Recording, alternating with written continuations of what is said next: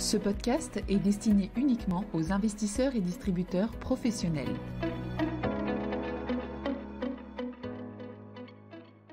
Bonjour à tous. Aujourd'hui, nous allons parler du comité de politique monétaire de la Fed du 26 janvier. Nous le ferons régulièrement dans le cadre de ce podcast 5 minutes pour comprendre.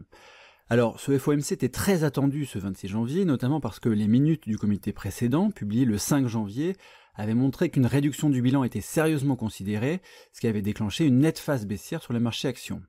Commençons par le communiqué. Il indique que le FOMC s'attend à remonter les taux directeurs bientôt. Dans le jargon de la Fed, c'est un code pour annoncer qu'il est très probable qu'une hausse des taux interviendra au comité suivant, c'est-à-dire au FOMC de mars. Il indique aussi que les achats de titres s'arrêteront début mars.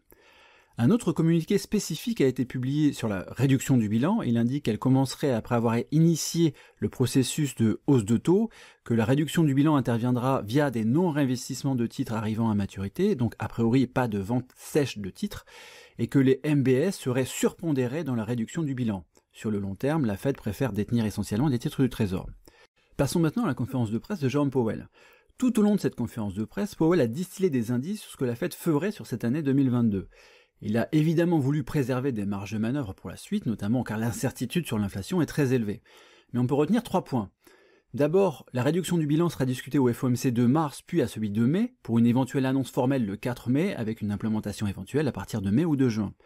Ensuite, Powell a évoqué en creux au moins 3 hausses de taux directeurs cette année, en parlant de hausse de taux au pluriel, après la première hausse de taux qui devrait avoir lieu en mars. Pour finir, Powell a indiqué que la communication avec le marché fonctionnait bien, sous-entendu que le pricing des Fed Funds anticipés était assez en ligne avec leur vue, avec des taux directeurs qui n'iraient pas très haut en scénario central. On peut donc retenir une certaine fermeté de ton en ce qui concerne la volonté de normalisation, et ça n'a rien à voir avec les atermoiements des années 2014, 2015 et 2016. On peut se poser la question, pourquoi cette fermeté ? Le point central, c'est le fait que le FOMC considère que les deux objectifs du mandat, c'est-à-dire le plein emploi et la stabilité des prix, ont été atteints, et qu'un fort degré d'accommodation monétaire n'est désormais plus nécessaire. Avec une inflation à 7%, la Fed est même assez en retard dans son cycle, et le FOMC considère même que la poursuite de la reprise et les créations d'emplois ne pourront être obtenues que si l'inflation est maîtrisée. Powell dit explicitement « Une inflation élevée est un risque pour le marché du travail ». Il a même été un peu plus loin en disant qu'il aurait revu ses propres projections d'inflation sous-jacente 2022 à la hausse s'il y avait eu un exercice de prévision à ce comité. Il a également dit que les risques sur l'inflation étaient toujours haussiers et que la situation en ce qui concerne l'inflation était plus mauvaise qu'en décembre. Là où Powell paraît peut-être plus hawkish qu'attendu, c'est sur les effets du durcissement monétaire sur l'activité. Il a effectivement minimisé les effets négatifs que quelques hausses de taux pourraient avoir sur le marché du travail, en soulignant que celui-ci était déjà historiquement tendu selon certaines métriques. Il a aussi insisté sur la situation bilancielle des ménages et des entreprises, qui est bien meilleure qu'avant la crise. Enfin, il a laissé entendre qu'Omicron aura un impact économique faible et temporaire, et que la croissance redeviendrait rapidement très forte après cette vague épidémique. Publication des minutes le 17 février et prochain FOMC le 16 mars.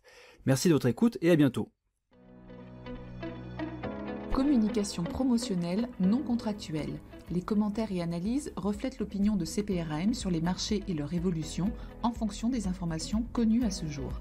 Du fait de leur simplification, les informations données dans ce podcast sont inévitablement partielles ou incomplètes.